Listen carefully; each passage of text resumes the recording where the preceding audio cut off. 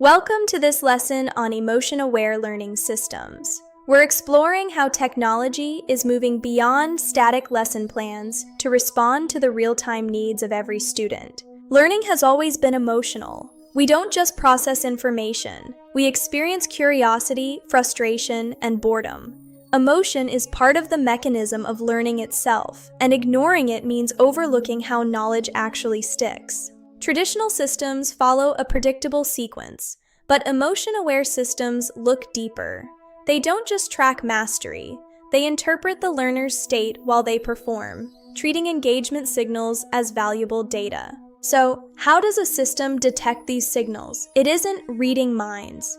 Instead, it looks for behavioral patterns in data, like interaction speed, error clustering, and navigation shifts, to infer when a learner is struggling or ready for more. Unusually slow responses might signal cognitive overload, while rapid guessing can suggest disengagement.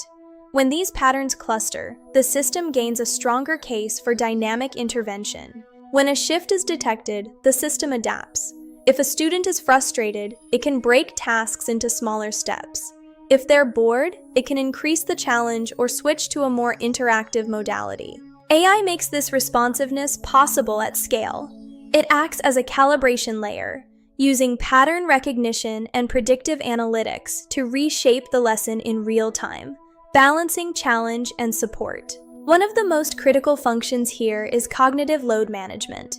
By simplifying structures at the right moment, these systems keep learners in a zone of productive difficulty, where growth happens without overwhelming strain. This doesn't replace teachers. Instead, it frees them to focus on what humans do best: empathy, judgment, and high-friction moments that data alone can't resolve.